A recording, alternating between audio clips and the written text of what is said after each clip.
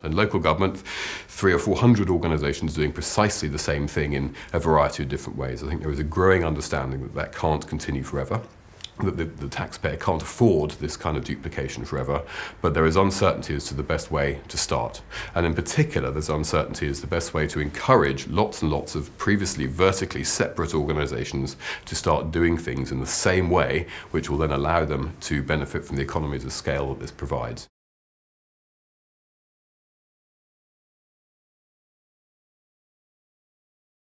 When we talk about deverticalisation, what we're really doing is questioning traditional, some would call them Taylorian, vertically integrated views of organisation. So we have a kind of traditional hierarchical structure. We will have many of our back office in particular functions internally, or it may be that we've outsourced them. But again, we've outsourced an entire vertical, might be finance, might be HR, to an outsourcing organisation as well. And when we talk about deverticalisation, implicit within that is an understanding that many people are beginning to take advantage of economies of scale by divesting themselves of some of the more commoditised, standardised activities that they might previously have undertaken within their own organisation. And some of the benefits of that are immediately innovation and the possibility of recombining what it is that you do. A great example would be the car manufacturing industry, and we're all aware that in fact components and assembling different components to result in kind of different types of vehicles has been around as a practice for some time. I think the interesting thing that's happening now is in the public sector, and let's face it, you know, Sir Humphrey within the UK is a traditionally lampooned icon of a civil service that has been very resistant to change. I think we're beginning to see a progressively rigorous application of some of those ideas to question what public services might look like themselves if we took some of the lessons, say, from the car industry and started to apply some of those kind of platform-based ideas to some of our traditional vertical departments and local government organisations. As the recession has begun to bite, the business case for making savings and for engaging in the notion of deverticalisation, engaging in the notion of clubbing together, sharing services, and even coming up with component-based designs for some of our public services is gaining ground.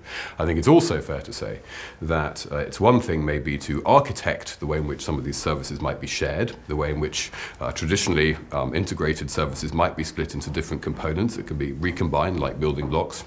However, I think many years of history demonstrates that the real challenge here is tackling cultural change and often startlingly embedded resistance amongst both public sector and some of their private sector suppliers to what amounts to over a 10-20 year period to a sea change in the way that public services are designed and delivered. We're increasingly seeing platform-based economies emerging in some of the kind of high-tech industries. So, for example, if you look at Google, many people talk about Google, but it's a nice, clear example that we're familiar with. Google has a platform. That platform is open standards that everybody can link into quite easily.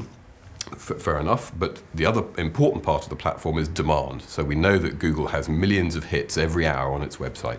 Because it has millions of those hits, all sorts of organisations pile in, if you like, to that platform and innovate on that platform. So you have people who produce content for Google, you have advertisers, you have people who do mashups and data mashups, etc. Further example of a platform-based industry might be eBay. So eBay itself, again driven by the enormous demand that's going through that platform, has spawned a host of industries as well as individual traders who have literally built businesses and continue to run thriving businesses on that platform.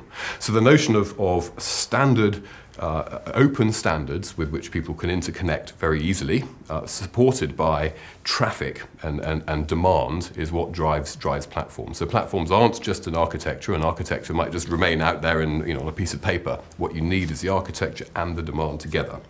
So by designing open standards with which people can interconnect very easily, you are much more likely to be able to encourage demand and thus drive innovation.